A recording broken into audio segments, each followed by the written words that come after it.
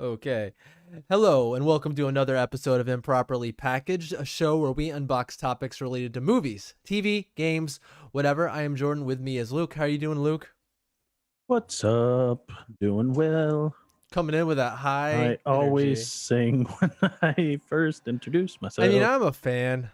It's just, we're kind of a musical podcast. We have a Um, listening to section. feel awkward just being like, "Hi, I'm good. Hi, guys. How's everything going? It's a normal person. What's up?"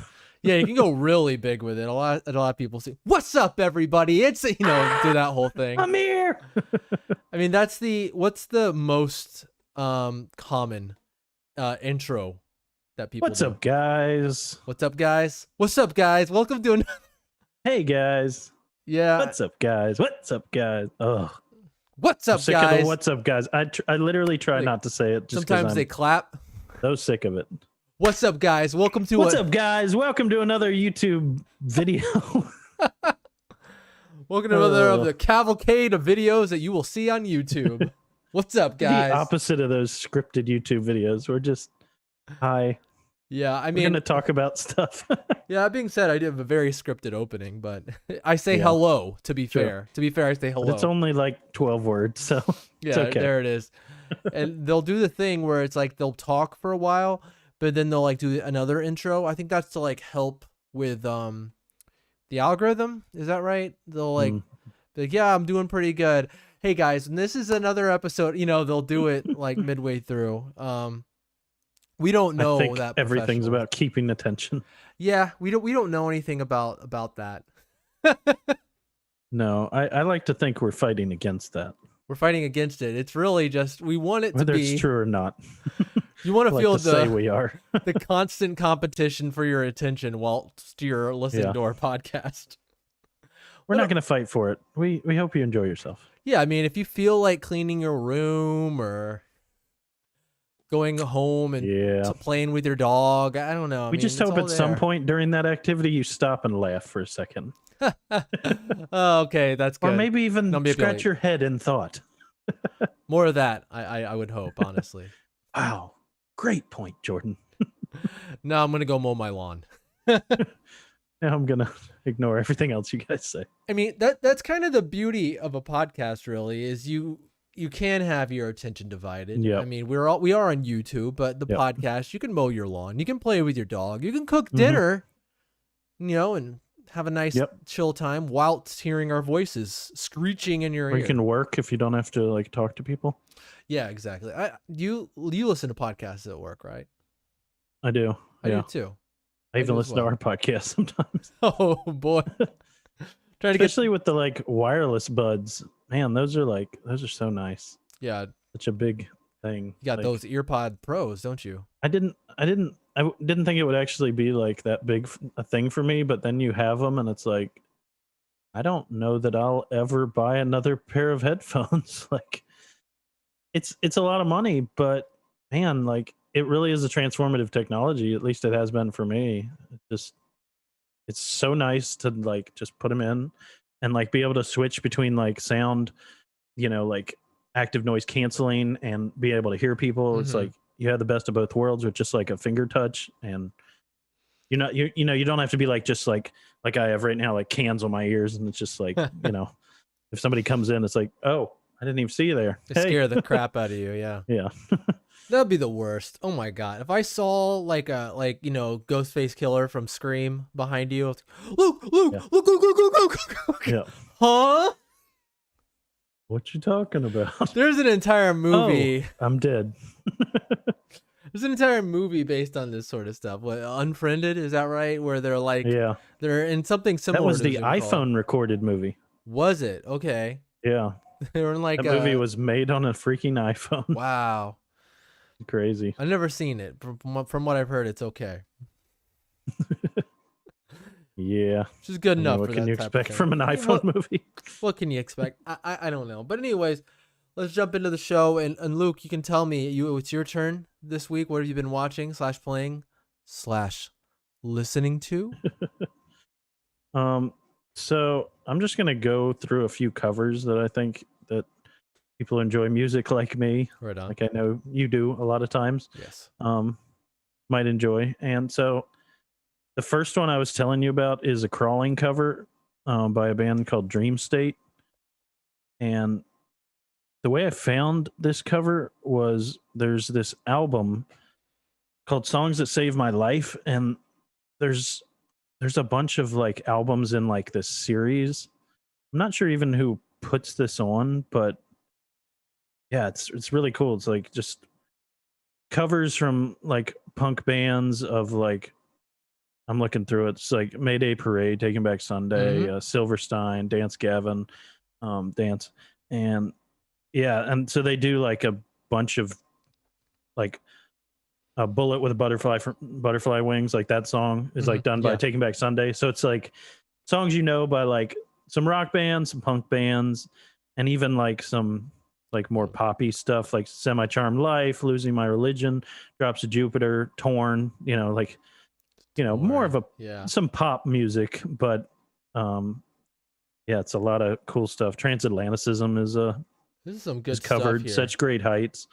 And I think there's a few of these albums. Wow. I think somebody just collected all the songs from all the albums in this one playlist.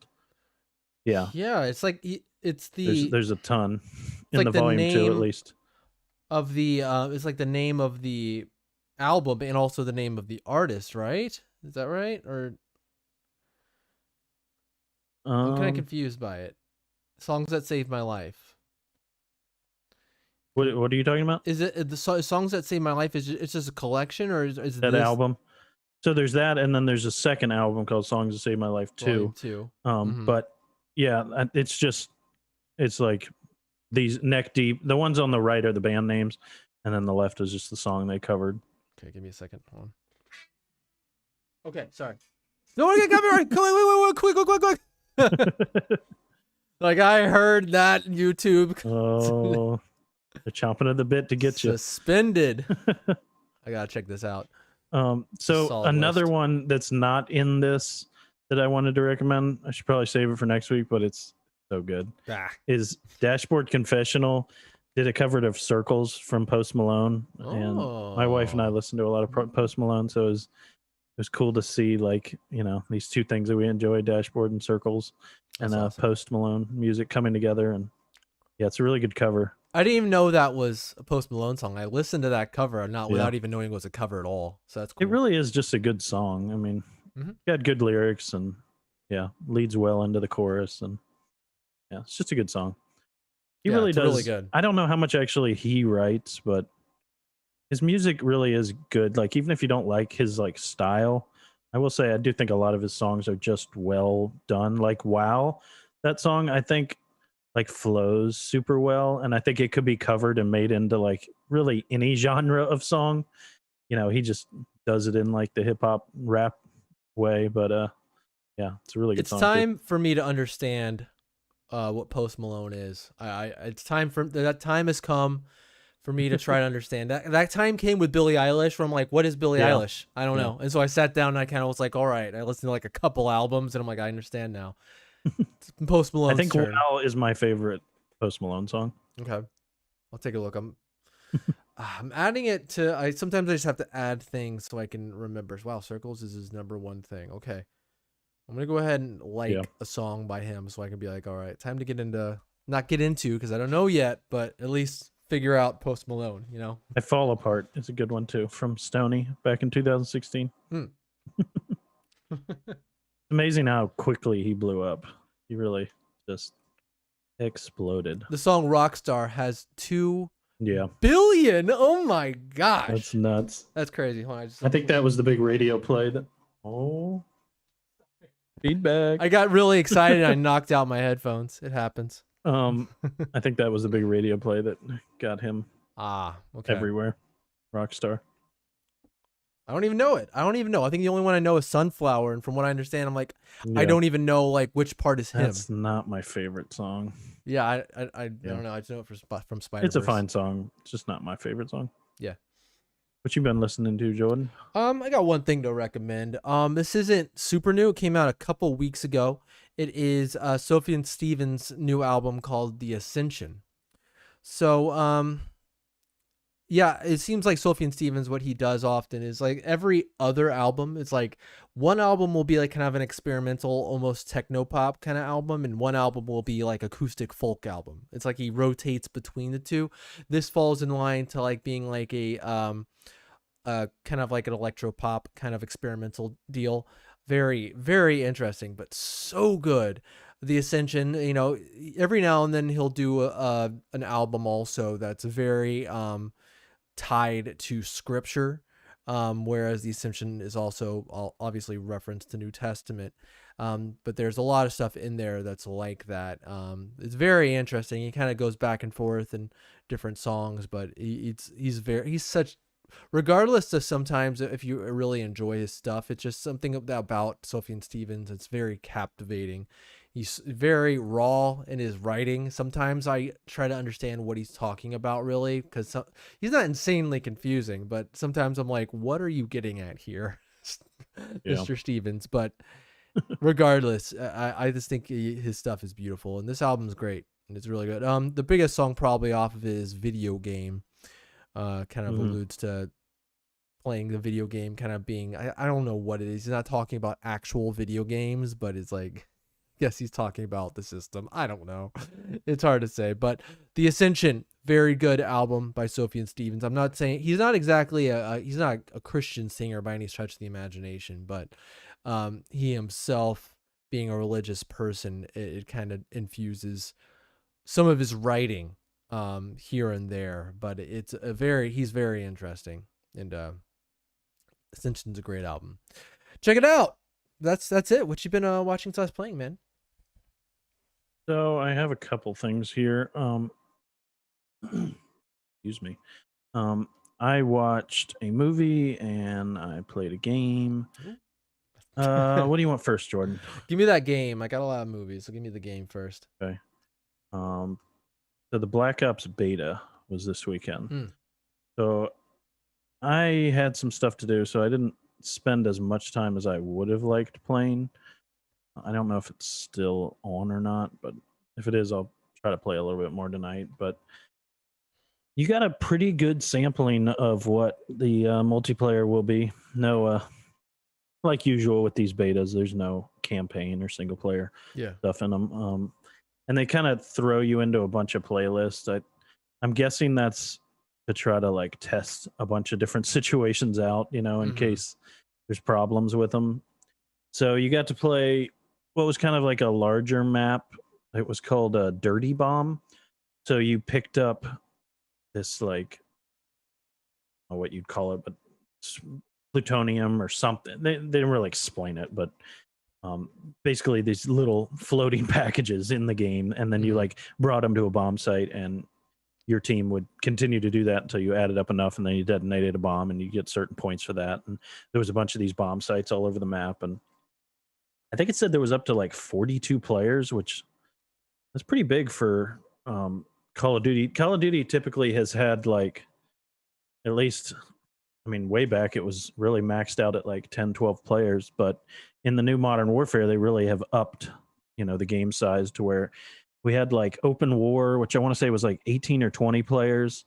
And then of course Warzone had 160. So that was, you know, of course the big one, which has been a trend in, you know, not single player, first person shooters, just in general, Fortnite and Apex, and, you know, all these games are doing 100, and some of them do 60, you know, it varies a lot. But what's kind of interesting about this is it's just a multiplayer, at least the way it looked in the beta, it was just a multiplayer mode, and it had from like 36 to 42 players. So it was interesting to me that just a regular mode has, you know, a little under half of an entire Warzone game just in these modes. So I think there's this trend to maybe move more playlists into the, you know, bigger size. Like I was saying, the All Out War one, it's not All Out War.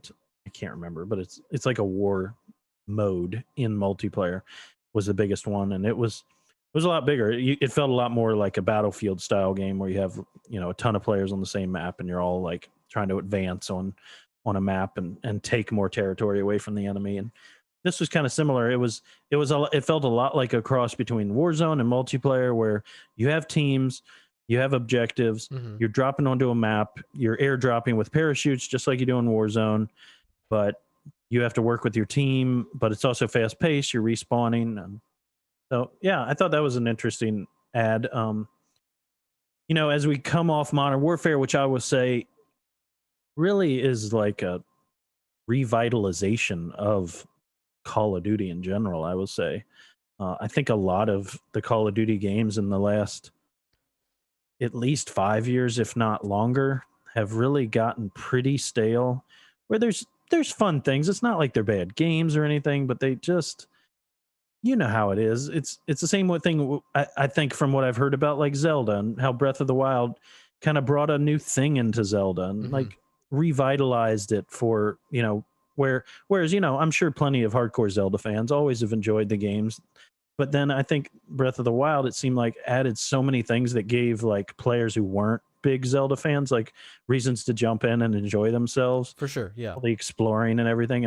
And I think Modern Warfare kind of did the same thing where, like, especially with the Warzone. I mean, the Warzone is just, it's crazy replayability. It's addicting. If you like first person shooters, it's hard to not play that. But yeah, just the game overall, from the single player, everything.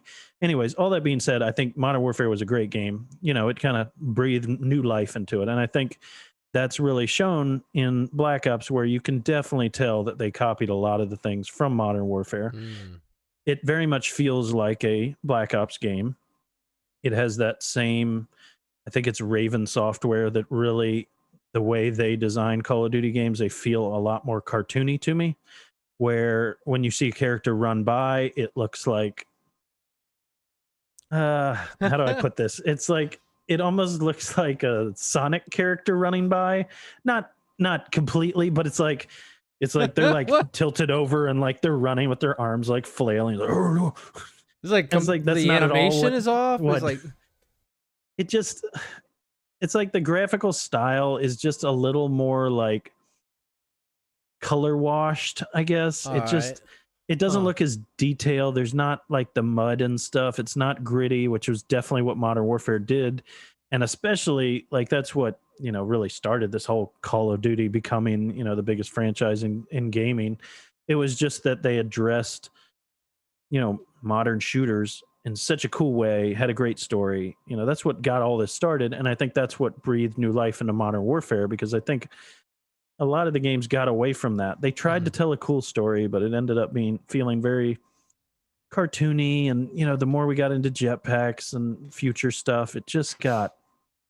I mean, for me, honestly, just from right at the beginning when they started the future stuff, it instantly was a turnoff for me. Everyone can And fly so, and go all over the place. yeah, I've always wanted a near future shooter. That's always been the thing that I enjoy, or go back and tell a cool story from a old war, Hmm. World War II, Vietnam, something like that. And that's what Black Ops is trying to do here, Cold War. Going to the 80s. Um, yeah, and this is a war that I think a lot of people are in the same boat as me. I don't really know exactly what went on. It was very Yeah. political. There was a lot of like spy stuff, from what I understand. There was a lot of like sabotage behind the scenes, a lot of like operations that probably are still, held under lock and key to this day that we Yeah. don't know about. So I'm sure a lot of this is fictionalized stuff based off, secondhand accounts of things that went on during the war. I don't really know. I'm just guessing. So yeah, I think it's interesting because I don't know that there's ever been a shooter that's kind of taken on this. Black Ops before went to like Vietnam and Korea and those kind of conflicts. So I would find it even interesting if we could move the next game into like the 90s and maybe do like the Gulf War conflict and Hmm. like stuff that at this point is starting to get old enough to where it's part of history. It's not History. really Yeah, even definitely. like it feels pretty recent for you and me, I feel like, Mhm. because that was our childhood and stuff, and I feel younger than I really am. So yeah, but I think it's long enough now that it'd be a cool place to explore. So overall, I enjoyed the beta. I like I enjoy Modern Warfare style better than this, but I think this is going to be a fun game. I'm Mm. interested to see what new things they bring to the table, just like we always are with every game. So yeah, it was fun. Yeah, wasn't blown away, but Okay. You'll be I'm getting it excited though, for an right? all Call of Duty, of course. Well, I'd already bought it. Okay. Remember we talked about it last week, so that was the first $70 game. That was the only way I could get into the beta. So Yeah. When is this? Oh, when's the release date? Is it with launch of the Series X? let me load the website. I think it's shortly after both consoles come out. Okay, it's like the 19th, something like that. Oh.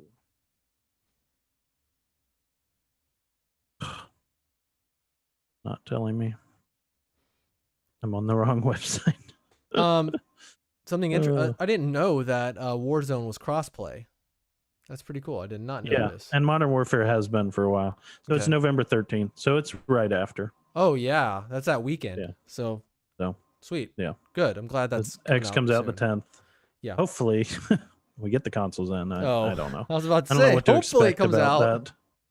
Yeah, I know. Yeah, well, I'm not worried about I that, know. but I am worried about getting my console on day one. Yeah. Best Buy's wording of "we'll ship it by release day" has me definitely concerned. Yeah. Like, can you ship it before release day, please?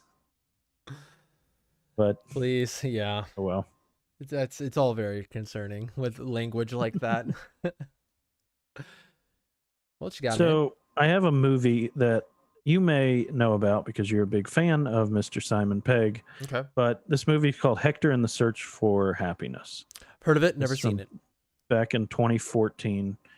And I really enjoyed this movie. I think it's a movie that really makes you think. And as we've talked about many times, when I share my opinion about movie, I think that is something that movies should do. They should have a purpose. They should bring something to the table and not just be mindless, mind-numbing entertainment. And this movie is definitely that. It definitely makes you think. At least it does for me. I like to think about whatever I'm watching or reading or something. Like, how does this affect my life? How does this movie or book or whatever? How can I like try to improve myself or think about like what I'm doing?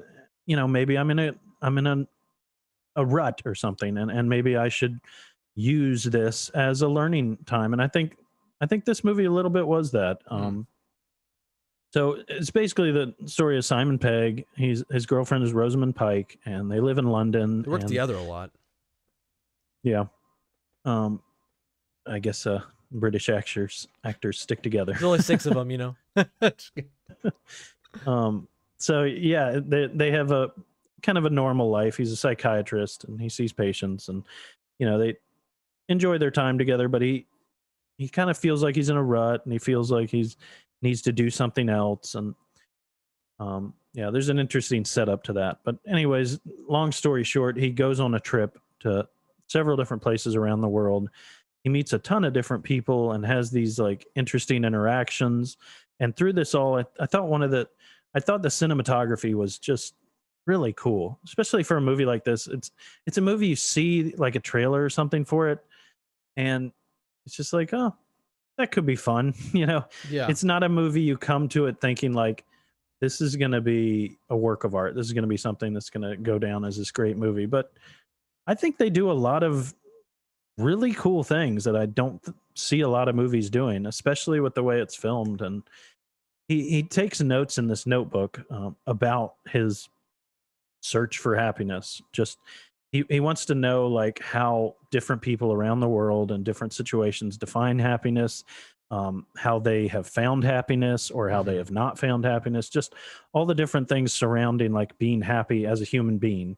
And of course, as any of us know as being adults, that's a very complicated question. It's not it's not something to be taken lightly. It's it's deep. It's very deep, and certainly super complicated. But and they kind of address that in the movie, and I think they have some good points. I don't know if I agree with everything. I would probably add a lot to what they sum up happiness as, but I think they do say some things it's like, that's interesting. So yeah, I don't want to get into any spoilers about what happens or anything, but I think it's definitely worth a watch. I think it, like Metascore gave it a 29.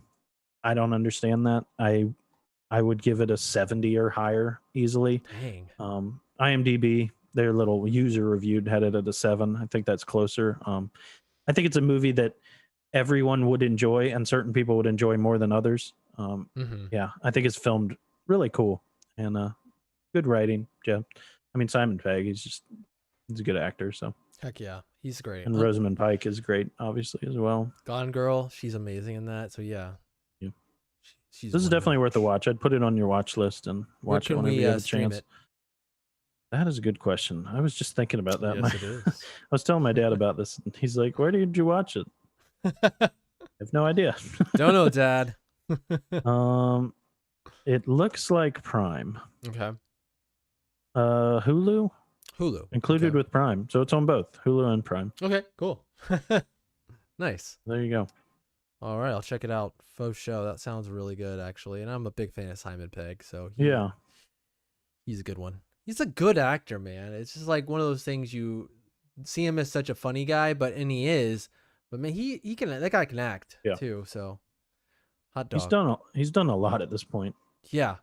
There's a reason he's given so many opportunities, and he's an actor that honestly has continued to work for a long time. Mm-hmm. You see a lot of actors; they'll be like a shooting star where they'll have like all these roles, and then where are they? I don't know.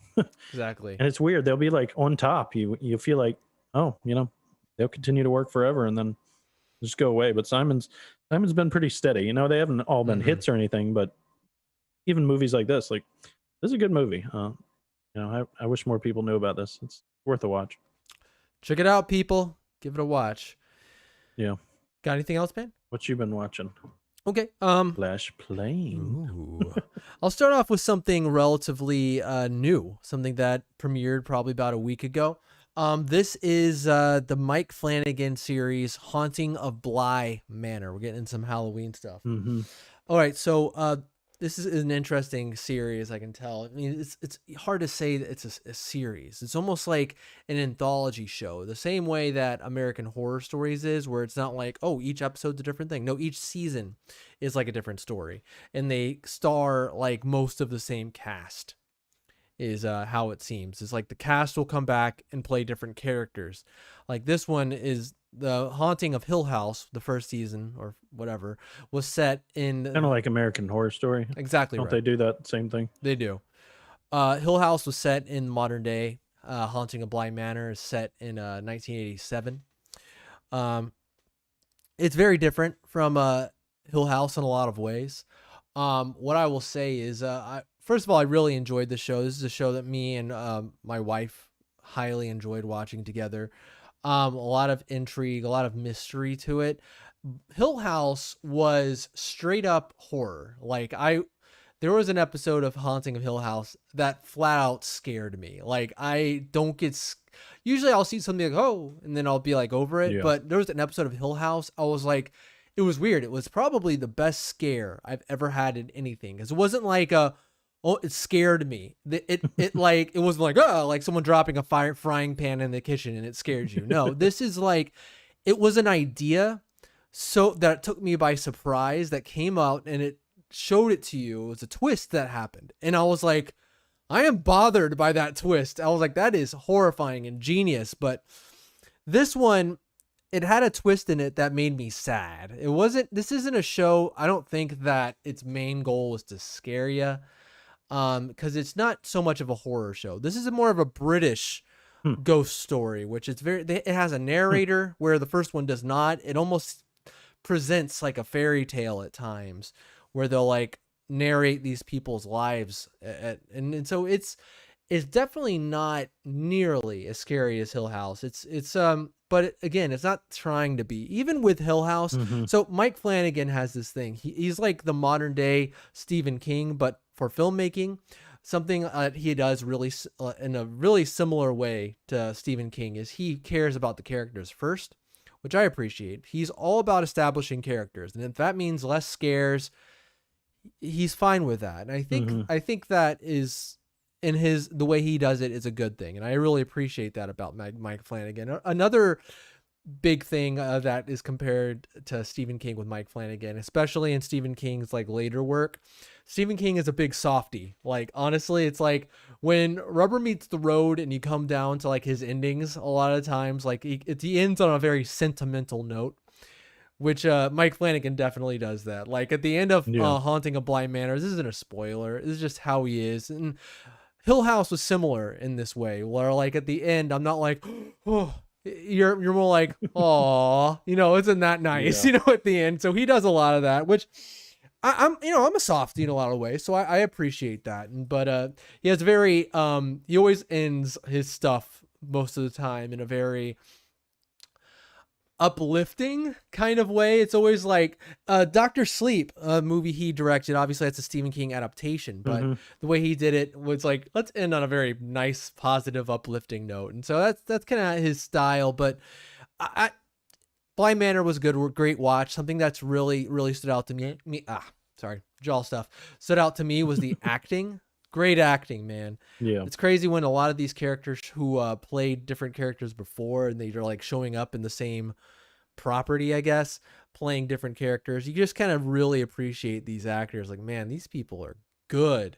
Mm-hmm. But yeah, the acting's fantastic. It's shot really well. It was a great show. But now that's over, we'll probably hit up volume 2 of Unsolved Mysteries that just dropped on Netflix today. So hey, we'll probably check that out. The first volume was really good, so time to check out the second one. Okay, Halloween stuff. We watched Bram Stoker's Dracula. Have you ever Mm-hmm. seen this one, Luke? I don't think so. So this is the 90s. Francis Ford Coppola came around and he was like, "Okay, I'm going to do all these classic horror stories and I'm going to remake them. They're going to be big and epic." He directed Dracula and he produced Frankenstein. So these are star-studded affairs in the 90s. It had a ton of people in it. Anthony Hopkins as Van Helsing, Gary Oldman as Dracula. You got Winona Ryder as Mina, and Keanu Reeves as Jonathan. Yeah, I think I have, Mm-hmm. but it's been a while. It's a weird movie. It really is. Like they go really over the top with their visuals, which some of their visuals are gorgeous, but it's so over the top. They and a little too in your face for my taste, where it's like there's a lot of like overlay shots where I'm like, this is some cheesy effects for me, where I'm like, they'll like show a character's face on top of a background as they're telling you something, and it just there's something about it that's distracting to me. And the story's told in a really disjointed way, which I've never read Bram Stoker's Dracula, but from what I understand, it's a series of letters.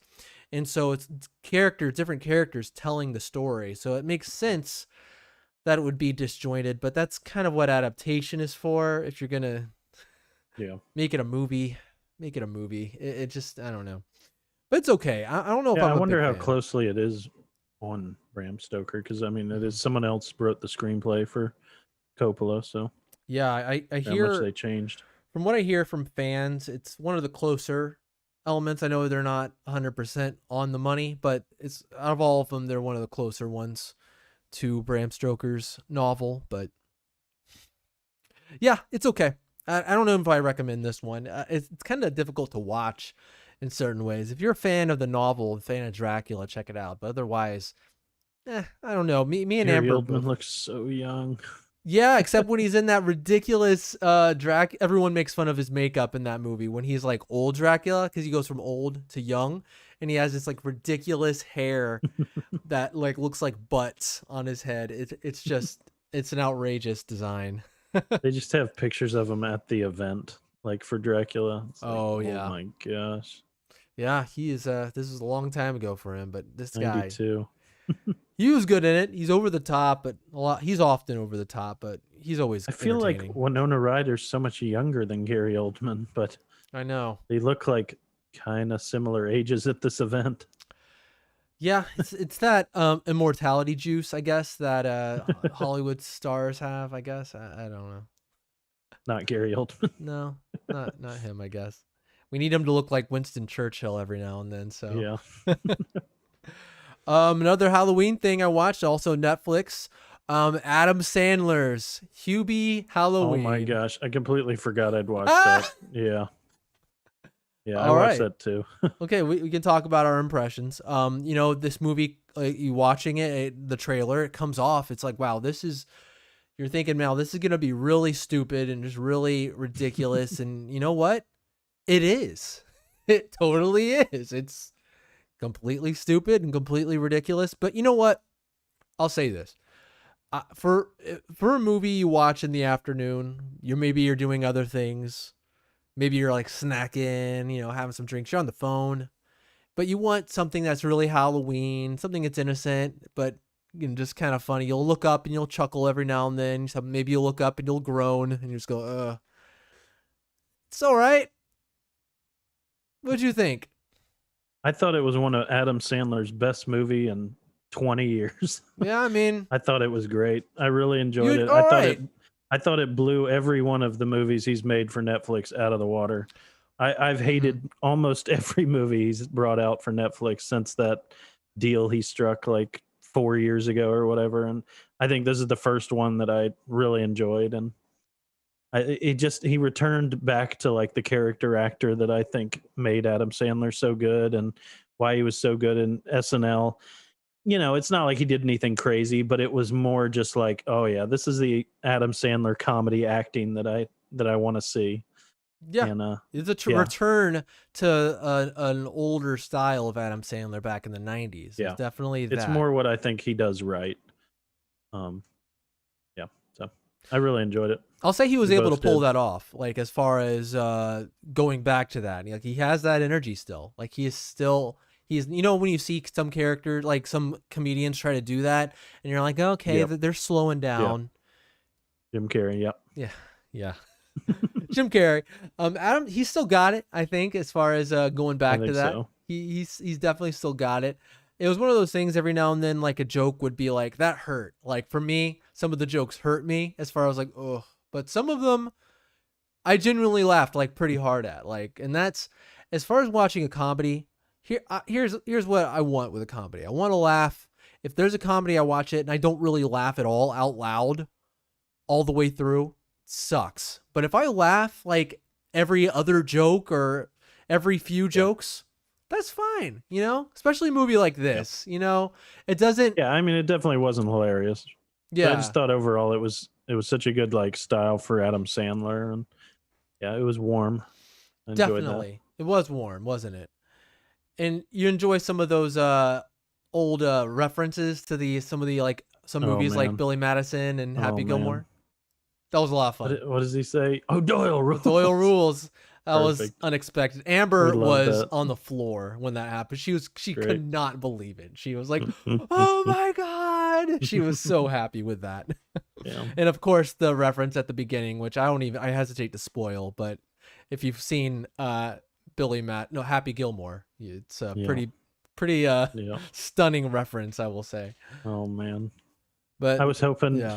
Yeah, I was hoping he'd be in the movie more than that. Yeah, me like, too. Here we go. I was happy to see him. My kind of movie. Yeah.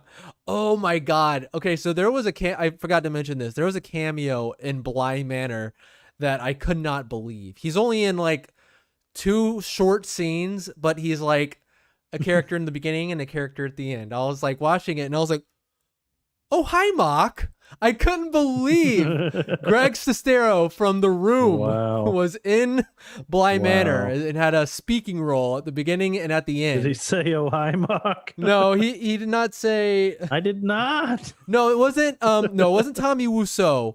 Oh, dang it! It was his friend Mark. His friend. Which I don't know if you could contain Tommy in a movie like this. That may have been too distracting. He would have been one of the ghosts if you were going to put him in Bly Manor. He would have been one of the hidden ghosts you see in the background if it was Tommy. But that joking about how they killed him. He deserved it. Exactly right. Because of that movie. But that gave me a lot of joy seeing him in there. I was like, oh my God, it's Mark. Yeah. But yeah, that's pretty much what I got. There's a game I'm playing. I thought I'd mention it, but I don't have too much to say about it. It's a Genshin Impact. It's a game that's been, Yep. you've heard of it, right? Mm-hmm. Yeah. So far, it's pretty good. I mean, I'm not gonna for a I'm free hearing game. mixed things. Yeah, for a free game, I will say it's amazing, like amazing. But for a game, it's pretty good. Does it feel like Breath of the Wild, Jordan? No, That's the big no, question. no, no, no, no, no, no, no, no. Some people say it does. Some people say it doesn't. You see, honestly, I say it looks like Breath of the Wild, and there are Yeah. aspects that feel like Breath of the Wild, but the story, the progression, the combat, the characters, and kind of, you know, a lot of the feel of it does not feel like Breath of the Wild to me. There's a very Mm-hmm. you have like Breath of the Wild's a very lonely game where you're like, okay, figure it out, get to where you want to go, do what you want to do. But in this one, there's characters talking to you all the time. Hey, do this. Hey, do that. You know, like a normal RPG, and it feels more like a normal RPG, like action RPG. And for that, it's cool. I mean, really, the main things that they borrow from Breath of the Wild is the world, the open world, like the art style of the world itself looks. It's Breath of the Wild, and some of the things like the stamina mechanic and the glide mechanic, it's Breath of the Wild. It is Breath of the Wild, but everything else feels different to me. They definitely borrowed or stole, I guess you could say, if you want to be less charitable, from Breath of the Wild. But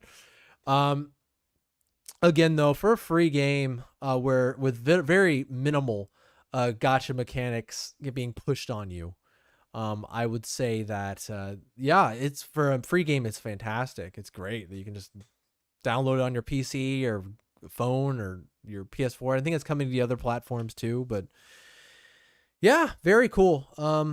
But I'm not that far into it. I played it for a few hours, and it's weird because like I haven't come across anything that's challenged me yet. I feel like I haven't quite gotten into the groove of the game. It's very strange to say, but even though I kind of get what it's doing, I haven't gotten to a point where I'm like, I haven't died yet. You know, it's just I probably That's played the for like, test. yeah, that is the test, isn't it? Where do you feel like something's challenged you?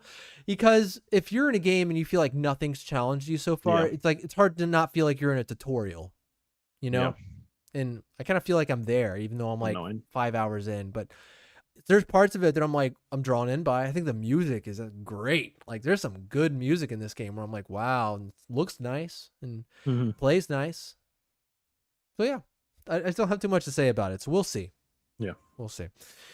Anyways, Report back. we'll report back. Speaking about reporting back, is that time where we talk about next gen countdown, baby. Every week. Here we go. Yeah. We're on our way, Luke. An exciting time. I mean, it's by far the most exciting thing that's going on. Let's be honest. 100%. Movies are gone. Yeah, I mean, And there's some TV, but yeah. there's nothing really. I was trying to look at. I keep forgetting, when is the new Stranger Things coming out? I don't know.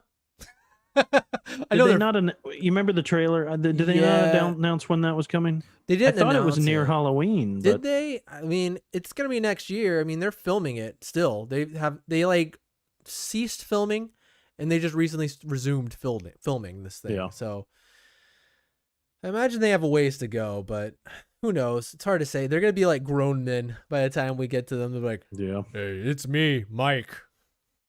I'm L." I don't know. What?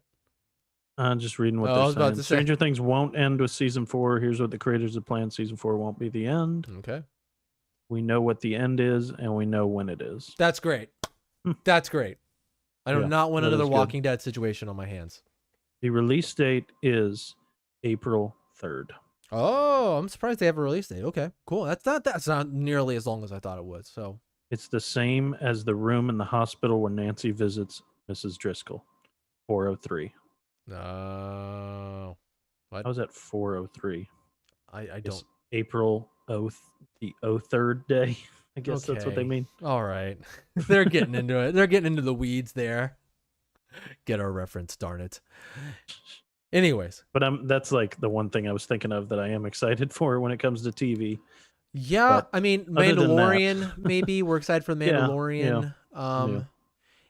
I don't know, but consoles, we're very much like plugged in. I mean, come on, it's an exciting thing. Like, for instance, Yeah. if you're watching and you're like, okay, I don't play games, I don't get it. It's another console. These come out all the time, right? No, this is like once in a 6 to 7 year kind of thing at this point. This does not happen Yeah. often. So this is kind of a Mm. special thing. We'll be looking forward to games very often, but it's going to be a long time since we hype up a next generation of consoles.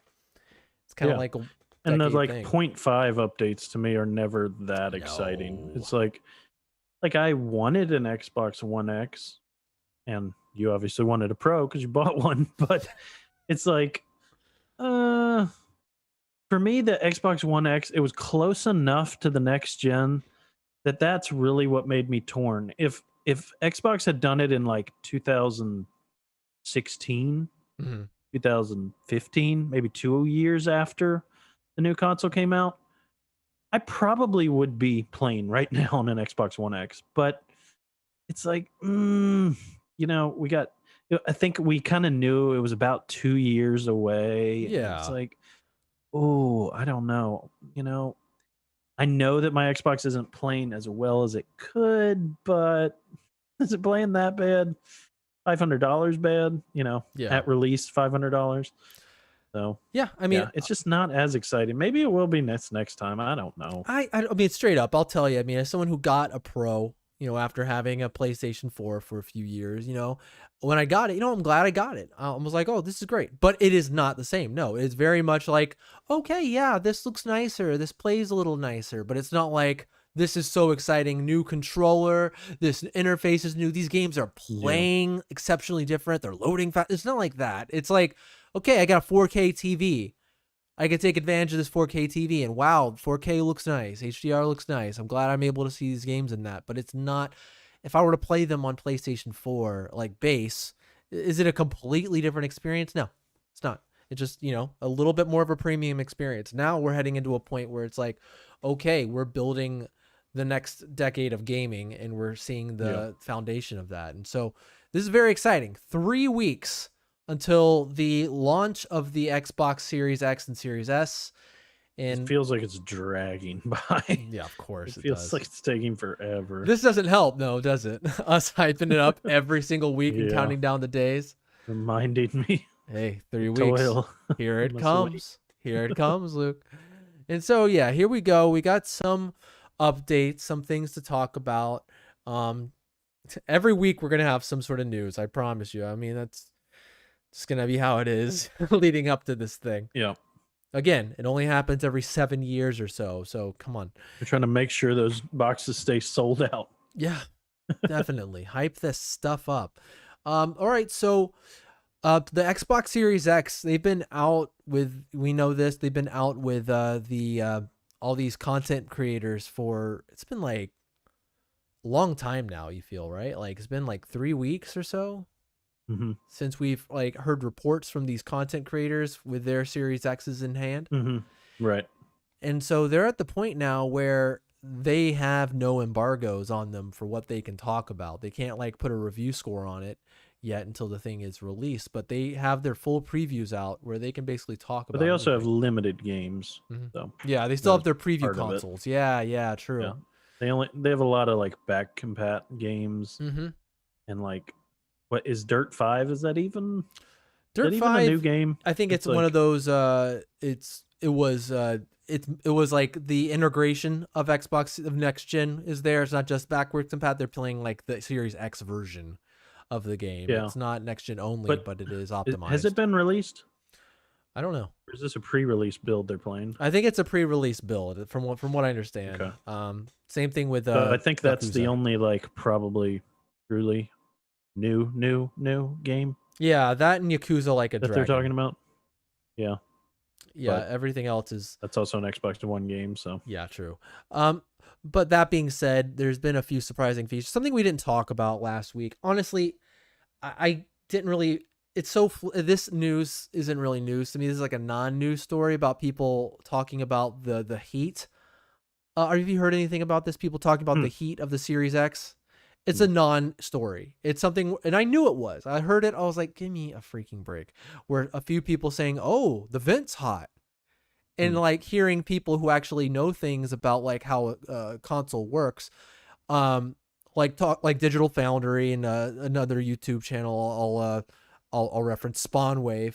Like they have a lot of experience with these consoles, and they're like, that is the console working as it should.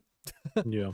You want the internals to be cool, and the internals are cool, and so you want that heat to be released.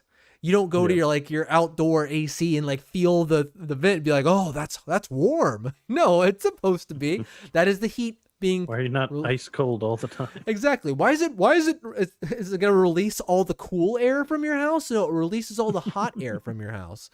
And so that's a non-story, and people are kind of waking up to that, and people are actually like doing thermals on the console itself and being like, yeah, this looks really good. This thing is cool. It's really well designed as far as how it cools the system. That's such a hard thing to do. It's so hard. It's so hard. And like you can see how PlayStation 5 is kind of having a hard time with that. Because, well, not having a hard time with doing it, but as in a design level, because to do that, they made their console as big as a skyscraper, which I don't care. Honestly, a lot of this stuff I don't care that much. Like hearing about how cool the system is, as long as it's not overheating, I'm fine. Yeah. Honestly, as long as it's not affecting the big one. the performance, I'm fine. I'm not the person who, a lot of people complain about the PlayStation 4 Pro, about how it sounds like a jet engine taking off, which at times it does. But honestly, it's not something where I'm like, oh, top of my list of things that need to be taken care of. I care about the game and I care about playing it. As long as my console doesn't blow up. Well, that's the big thing.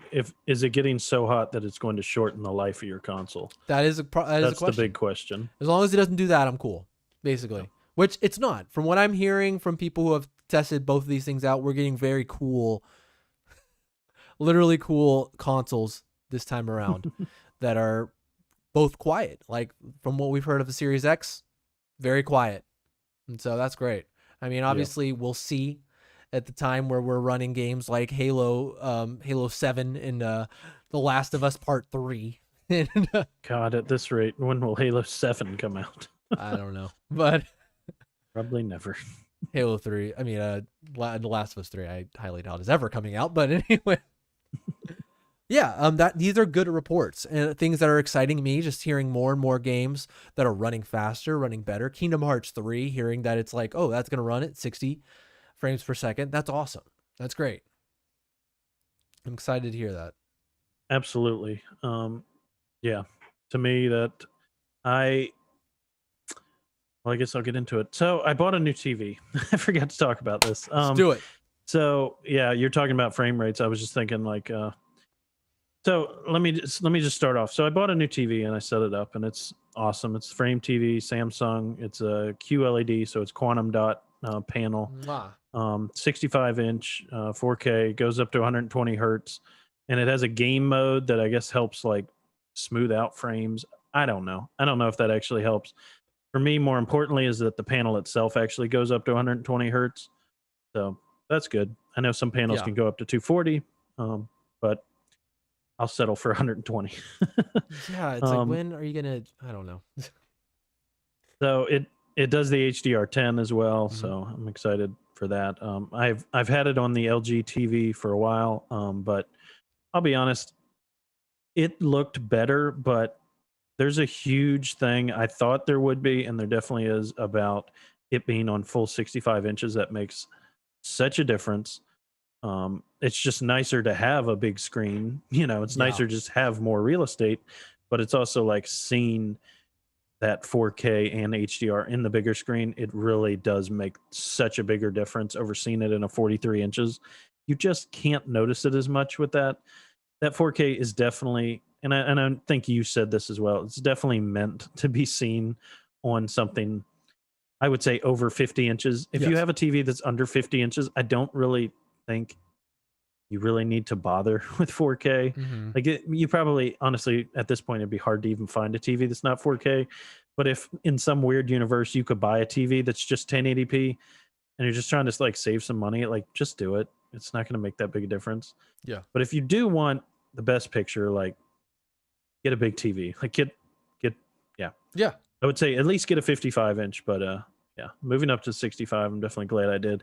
It's getting to the point where it's a little hard to fit in the room I'm in. It uses up like all the room on the wall I have. Yes. I like that.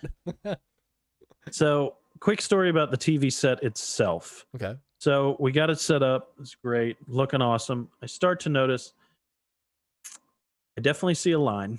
I wanted to not see it, but I definitely see a line, and I'm not sure what is going on with that. So we made the executive decision on Sunday to take it back. So it Yes. has been returned to Best Buy, and the new TV will come in on Wednesday. So as of right now, I'm on the old brokety broke. I'm back to the old 55 inches of The Popo TV. faded 2012 glory. Yeah. But yeah, I don't know You did the what right else I was going going to to say about Absolutely. that, No, but yeah, it was like it was weird. It's not like there was broken pixels where there's like a line across the screen, because like obviously I'd be like, what the f? Give me a new TV. yeah. But it was like this real faded like little like segment. You know, like if this is the TV, it like took up like about that much of it, like kind of in the middle, like maybe 4 inches from the bottom of the screen up. There's like this faded little thing that's maybe like 10 pixels tall, and it just kind of looks like this shadow, like almost like something been pressing on the panel. Yeah, I was about to And say it, that. like made some kind of impression or something. Huh. I don't know. It's hard for me to know. Like it definitely wasn't broken pixels. It definitely didn't get impacted by something like that. That stuff I think would be pretty obvious. But yeah, it was kind of this weird thing. But the frame TV that we bought specifically has this art mode that like kind of changes how the whole picture looks, so that the art looks very matte. There's very little reflection from the windows. Oh, wow. And when you put it in that mode, that line is a little more noticeable Okay. because of like whatever they change the settings to. And so that's when I was really like, they have this other, so there's two modes. There's like a mode that's like, can't remember what it's, I'm going to call it vibe mode, but that's not what it is. It's like mood mode or something like that. It's Yeah. like if you don't want artwork and you just want this to kind of blend in with the room, there's like literally this one mode where it has the same texture as the drywall. So it like starts to look like it's just part of the wall itself with like a black frame. I don't know. It works pretty well. I think if I color calibrated, it might have worked better. But that was where I would put that mode on and be like, yep, I can definitely There see freaking that. is. Yeah. You know, where it's like super plain white color, like you can pretty much see anything wrong with your panel at that point. So yeah. Anyways, all that being said, I have now seen what a higher frame rate looks like. I was able to play, well, I should say, I don't know if that's true. So I was playing on my Xbox One. So I'm probably still pushing the same frames, but it has the game mode, which I guess simulates a higher frame rate.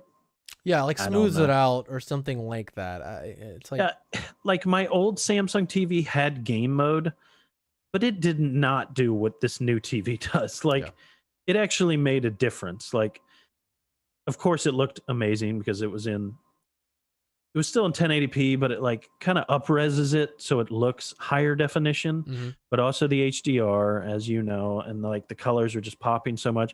But the movement genuinely, you know, in the beta, which is what I was able to play on the new TV, it genuinely did look like it was moving smoother, even though there wasn't actually new frames. So like just having that little like taste of like what am gonna call simulated higher frame rate, yeah.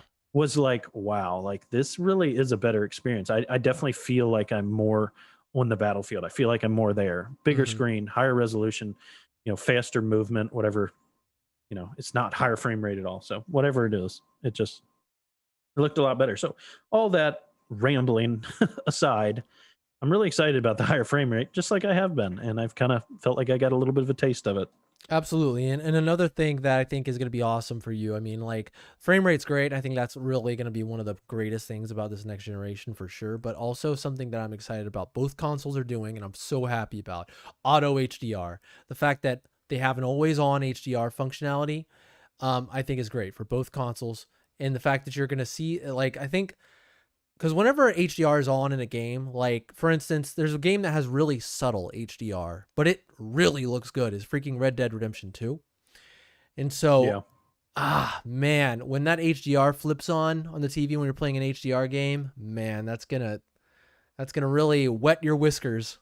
Yeah. If you know what I'm saying. There's some amazing spots. I remember like the last time I was playing there, I got up to this high point of this mountain and I was able to like look out over this giant valley, and it was just like, oh, this game, it looks so good. And that was on my old TV, and that's on the Xbox One, and just like, oh, I'm just gonna have to spend some time. I'm gonna have to go on a little miniature like camping trip in that game. Yeah. Just like go out with my horse, and go hunt some deer, and cook up some meat that night, and sing a few tunes by Mm. the campfire. That game's a Find miracle. some random guys to kill in the night. You know, You all the know, normal stuff. All the normal stuff guys do on their guys' camping weekends. of course, absolutely. How did that game look so good? I don't Uh, know. That's like a I know, on all that old hardware too. yeah, it's like they oh snuck a next wow. gen game out. Like it's weird. Um, It'll be interesting what like smart delivery.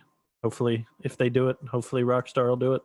It'll be interesting what like upgrades they'll include. It's a new enough game. I could see 2K allowing Rockstar to spend some time doing some upgrades and stuff. does that game have an unlocked frame rate? Because it might just work better on whatever new console you have. It just Yeah. might look better, honestly. And you're obviously gonna get that Well, 4K HDR like stuff. like I was saying, like everything just looks better on the better TV. Yeah, exactly. But yeah, I don't know what else they can do, but yeah, whatever they can do, give it to us.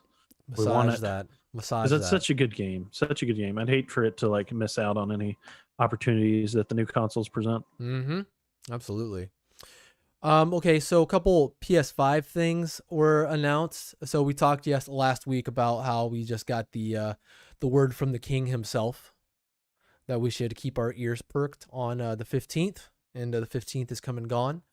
And I don't think I'm kind of curious whether or not that they were actually teasing the UI, or if they were teasing their contest, their sweepstakes at Burger King. Because I obviously they were doing that, but I don't know if they were doing the UI as well, because that's when their sweepstakes started, where they're like, oh, win a PlayStation. I feel like it was just the sweepstakes. Yeah, and maybe Sony was like, maybe we should just release this on this day, because on the 15th, Sony dropped. They said, surprise. Here's a tour of our UI, or a part of the UI, or UE as they called it, user experience. They're like, that whole idea where that gruffy voiced king introduces our UI. Luke had a good point. We should try that. We don't really want the king coming out. Welcome, everyone. He's munching on a Burger Whopper. King Sony event. Maybe we should have a human being introduce it instead of a monster in a crown. Yeah, it would have been a little distracting. I'm not gonna lie. I would not have been able to stop laughing. He's finishing off a freaking burger. Hold on a second. He's sneaking up on hungry people behind stage. Oh, jeez. Yeah, but the UI, it looked good. I thought it looked great. I mean, that sort of stuff does excite me. I mean, as silly as it is, I'm like, I watched some of it. Yeah. I didn't get to watch all of it, but I watched some of it. Cool stuff is the cards, is the way this really is good for games where I'm like, oh, I'm trying to platinum this game. Like if there's something where it's like, here's the activities that you've yet to do. Oh wait, you're grinding on something. Yeah, and it'll just in certain games you can just be like, go to this, and it'll just zap you towards whatever you want to go. Like they used the example in Little Big Planet or Sackboy's Adventure, where you're like, oh, you missed something in this level, and you just hit the button, and it's like whoop, back to that part in the game. That's crazy. That's really cool. And like video help guides, pretty cool stuff. I mean, there's nothing in this that blew me away, and that's fine. That's a UI. It's a UI. I wanted to be like, oh, this looks cool. That's some cool functionality. I'm pleased with this, and I'm not meant to go, oh my god. Honestly, searching my brain, I don't know what they could have done that would have made me go, oh my god. I really don't. So that's literally what I was about to say. Yeah, what could they have done? It's like it looked cool. There was a lot of cool things. I heard a podcast like breaking it down, and it was like, this is really cool. But it's your user interface in the end. Yeah. You're really just there to play games, and it's like I feel like when I was watching it, I felt like, I don't think a lot of people are going to use this stuff they're talking about. Yeah. But, if it helps some people, it's like, why not have it be there? I think some things that they talked about, I think Xbox does some of that stuff as well. Maybe they don't do it as well as the new experience, but it's like screenshots, screen captures. Like, Yeah. I think there's some people that use that like to like share things. Like, I could see like the example like between you and I is when we're playing like Red Dead. Like, there hasn't been a lot of times, but there's been some times I'm like, man, I wish I could like tell Jordan exactly about this thing. Like Yeah. like there was a point at which I found like a Viking axe, and I was like, I'd really like to share this with Jordan because it's just a really cool like spot I found, and where you can unlock this axe. And Mm-hmm. so like that stuff's cool. But yeah, other than that. But we're one example. I'm sure everyone plays games in a little bit different way. Yeah. But in the end, like, the one thing I do ask about UI is like, don't crowd me too much. Like, Yes. don't get in my way. Don't have a bunch of stuff Yes. popping up. And if I hit the user thing, one thing I do find that's annoying with Xbox, and they've gotten a little bit better about it, is when you do hit that guide, I would like it to be able to like do things more without opening a new window, staying in the game, which I did feel like PlayStation kind of addressed that in several points in the presentation. So that is cool. Like I would like to like see a details about my download that's going on while I'm still in a game. Like, I just want to see like it'll show like, yeah, it's loading and it's at 20%. But like, I want to go into the actual thing and like see the speed and like if there's any other things that need to be downloaded. Like, I'd like a little bit more of that in it. And yeah, Xbox has done a little bit of that. Like the Spotify controls, it used to be you had to reopen the whole Spotify app, and now there's like, I mean, this is probably an old update, but you can hit like start on the thing and it'll like have a pause play, like next, and like playlist little thing. And like, that's nice. Sometimes you just want to get something done and not have to reopen a whole window and then come back to your game. And you just want to like keep playing, but do something real quick. So the more of that, I think is always good for people. Make things easier. It seems like both user experiences will greatly benefit for the fact that the SSD and you can multitask so much better. Funny thing is, on the Switch, I got my PS5 right here, Luke. Okay. On the Switch has a really great share functionality. Actually, I think like we'll want to use the most. There's this one button, it's a share button, but it's so freaking snappy. Like with the PlayStation, when you have to take a screenshot, it like you hit the share button and it like pops up a side menu and you press X and it's like screenshot. I'm like, no, just do it. And so it's like, which is what Xbox does basically. You hit that button and it's like, oh, screenshot. Oh, and you want a video? Hold it.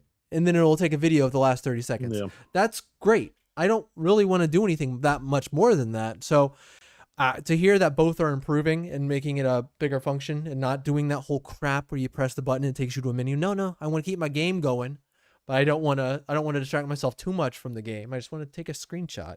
Xbox has that new button on the new controller. I wonder how that'll work. Hopefully it'll work simplistically like that. That would be nice. Yeah, they haven't shown. There's a lot of times I'm like, oh my God, that was the most amazing play I just did. I have to record that. I got the most amazing kill or something like that. There has to be something out there that explains that, because the embargo's up. They can talk about the share function. So I just probably haven't seen it. Same. I haven't. But they added that new button, in the middle below the start buttons. Yep. And the share button, which is great. Or whatever then they call those buttons anymore. It's so convoluted now. I just wanted to be select, start. Like, don't have it be like, oh, the hamburger menu button. Yeah. No, that's stupid. You don't want to be taken out of a menu and like slow down your game, taken into a menu and slow down your game too many times. It's just do the thing. One more thing, we kind of started talking about this in our messaging, and that was everything going on with the PlayStation's voice chat.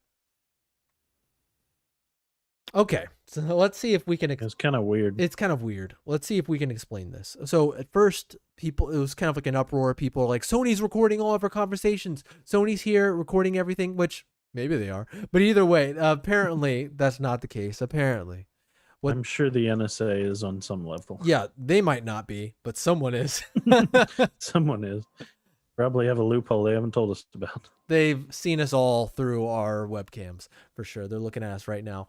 Hey guys, how's it going? Enjoy the show. Enjoy the show. Hope you enjoy it. Like and subscribe. But so what the deal is, from what I understand, is going to be some functionality. I'm not sure how like it's going to work, but what you do is, this is how Sony intends it to work. Something, you're getting harassed by someone online, or someone's cussing you out and being extremely inappropriate, and then you do something. I'm not sure what that something is, but what you do is you do something that records like the last 40 seconds or a couple minutes, to what I understand.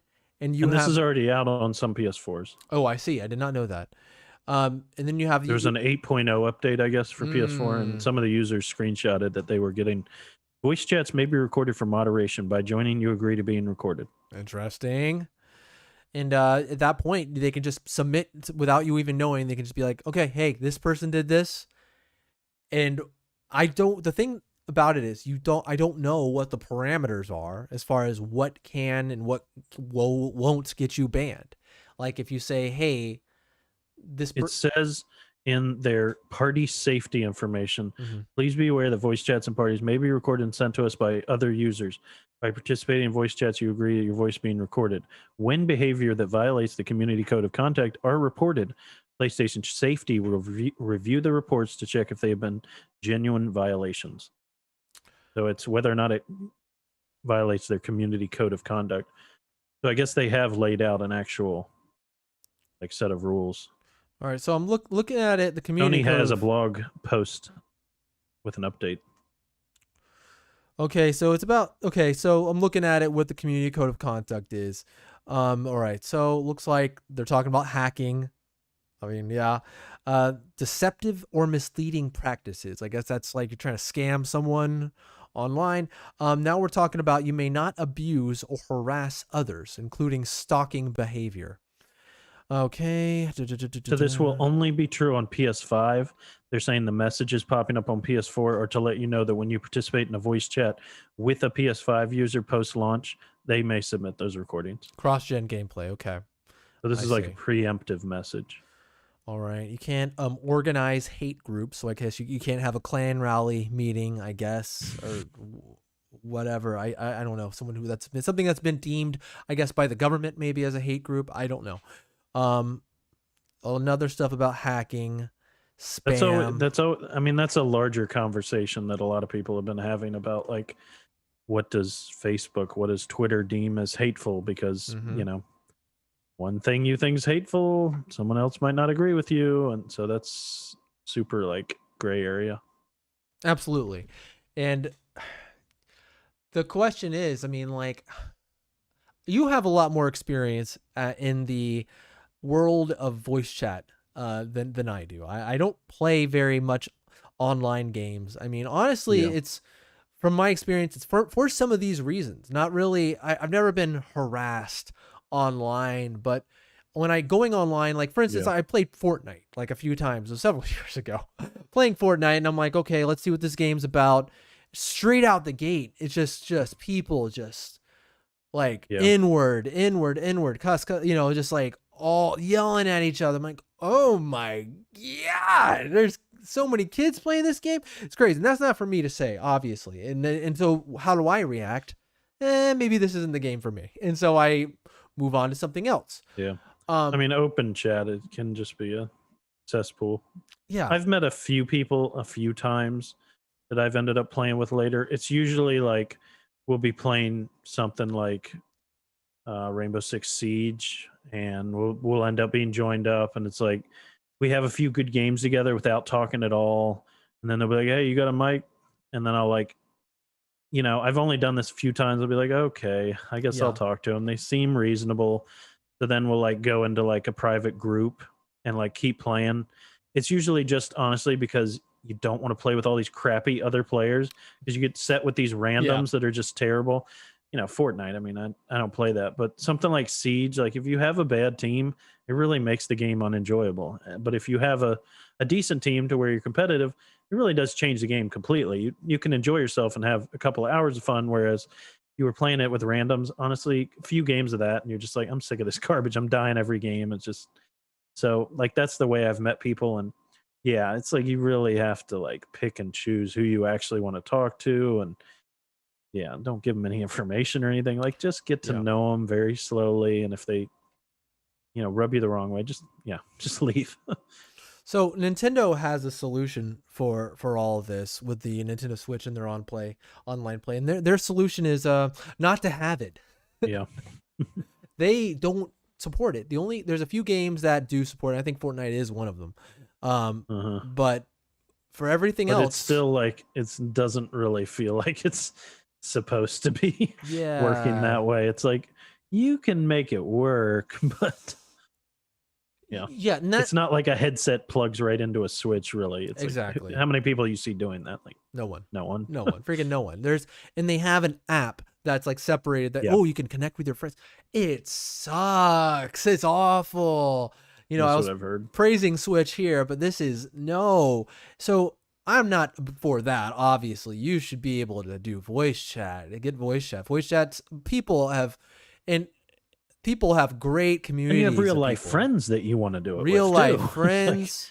Like that's how I play. Guys I know from college. And I don't want to talk about it like there's a bunch of just awful, hateful people online. That's not the case. Because one time playing Fortnite, terrible. Other time, there were like these little kids like, hey, let me, you got to do this. This is how you do that. And I was like, oh, thank you, 10-year-old boy. You know, and he was being very kind, very nice. And so it takes all sorts, I guess. But yeah, in one way, I think I told you this on text. The way I feel about this double-edged sword, where it's like, yeah, I think if someone is getting harassed, if someone is getting, abused, or someone's getting bullied or something where some unacceptable behavior is happening, it's good to have a system to be able to report that and put a stop to that. And on the other hand, yes, I mean, we'll have to see where it goes, but there is some trepidation of being like, if you say the wrong thing and someone perceives it in the wrong way, and then how does Sony take that? And you're leaving it to their interpretation. Yeah. And then what kind of consequence does that mean for you? Does that mean, it could be that they just regret this and they just take it out? They might. I mean, they might. It's a weird thing. It seems like, how could they really have enough time to manage all this? Seriously. Like, moderating all of the PlayStation Network over all the games, like that's an impossible task. I can't imagine. I just can't imagine. Like, I wonder how many. I mean, if there are going to be false alarms, I mean, yes, there's going to be false alarms. People do. Okay, if someone logs in to like abuse someone and troll them verbally, they'll try to do it this way too, by just like, I'm going to report you off from, or try to take something out of context and get you reported. Yeah, they'll do that. It's gonna happen all the time. Some of these gamers are so juvenile and stupid, they will do that. And is that going to mean some kid's going to have something that's taken out of context and they're like having like some hypothetical jokey conversation, and some jerk's going to be like, oh, I'm going to ban this kid from playing online because I have this 40-second clip that Sony's going to hear, and just be like, well, okay, banned. That's the thing that is very concerning. Again, I don't see it. Yeah, could you edit it down and just send them a small clip? Maybe. That's another question. Yeah, it's just it just doesn't feel good. Yeah, like a lot of I would love playing with people who online on chat. It's great, and I think it's the way to play. Awesome. It's fantastic, and yes, the way to play. Playing with randos, I just don't do it. Like, I can't logging on. I don't want to be sitting here with my wife and then or by myself for that matter. And all of a sudden I got all these people yelling, listening to insane music in the background, cussing up a storm. I do. I just mute everyone. Yeah, that's right. I do that a lot. There's plays in silent. It's so funny how there's some games where the mute all button is a mystery, like GTA 5 going online.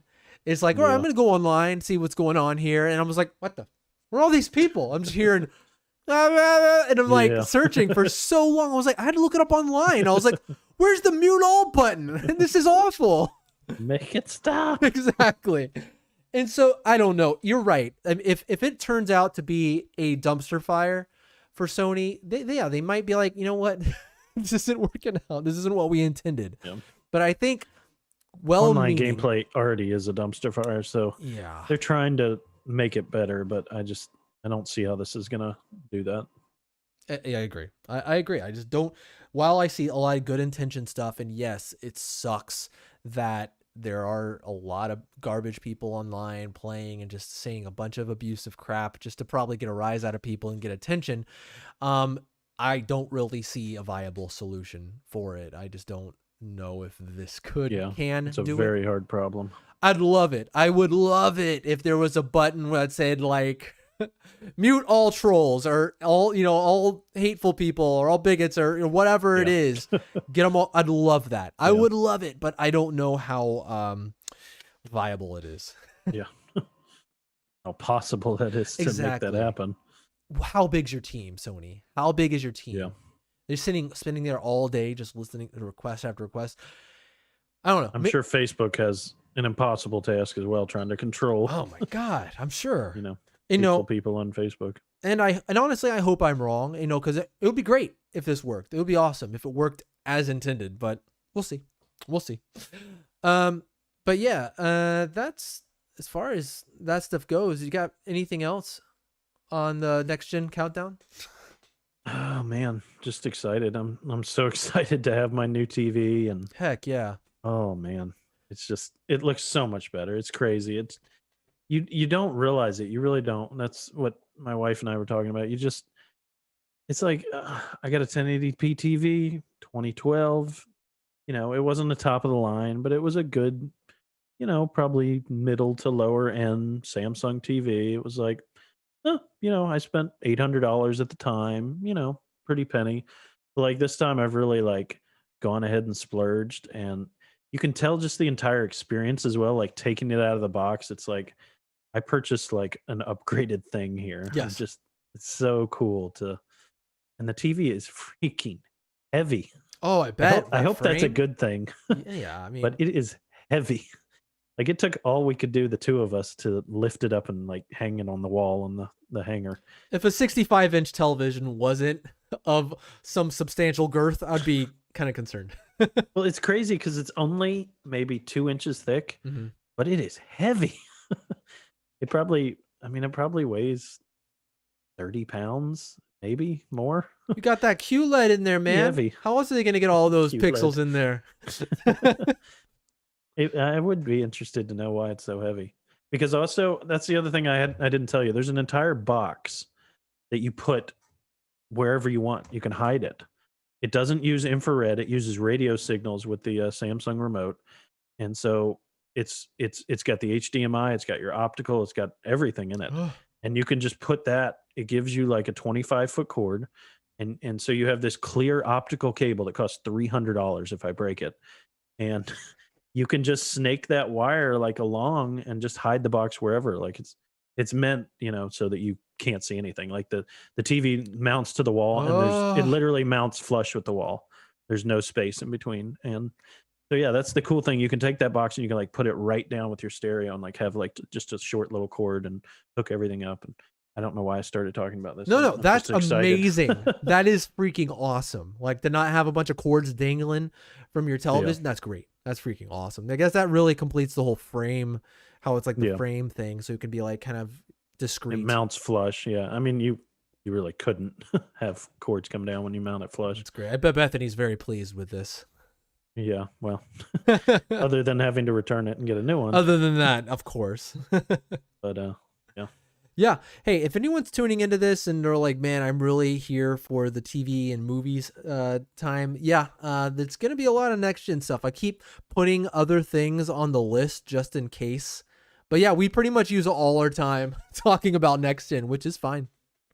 I'm completely fine with that. Again, this isn't going to happen. We're not going to get the Xbox, series alphabet or the PlayStation 6 we will eventually, but it'll be a while. The Nintendo Pogo Stick or whatever it's going to be. It's going to be for a long time. I wouldn't put it past Nintendo. I would not either. Welcome to next gen gaming. It's Nintendo Pogo. Boingy, boingy, boingy, boingy, boingy. Have you ever been out with your friends and you're like, I need to get this party hopping, and grab your pogo and boingy boingy. That's boingy. exactly how it would be. A bunch of people playing basketball, and someone's like, "Hey," and they're like, "Hey, Hey, let's turn this up." Boingy boingy boingy. Off the rails. Okay. Oh, next gen gaming. Yeah, here we come. Forget the Switch Pro that they're talking Nintendo about. Slinky. Nintendo Slinky, absolutely. Everybody loves the Nintendo Slinky. Oh boy. Put one friend at the bottom of the stairs and you go to the top. Holy crap. Here we go. This is how I want to play Smash Bros. Shanky. These sound effects. Shanky, man. Shanky. But anyways, I guess that's our show for this week. I'm sure next week Guess it is. I don't know. Okay, so like I'm starting to wonder at this point how much more there is to How sane we are. Well, yeah, I mean how sane we are. But next week we'll be saying, oh, it's 2 more weeks. I don't know how much there more is to announce, honestly, as far as next week we'll say it's 14 days. So then the real countdown starts. That's the days when you start to feel like it's acceptable to talk about the day number when it's 14 Day days. number. Yeah. Yeah, because when it's Not like 20 21. something, you're like, nah. It's like an infinite number of days. That's a million miles away. That's but forever. yeah, 14. Oh boy. We're practically there. We'll be boinging before we know it. Man, yeah. Can't freaking wait to be boinging. Anyway, thanks everybody for watching, and do the liking, do the subscribing, do the reviewing, and all that good stuff, and telling your friends. Get it done. Get it done. We'll see you guys next week. See ya.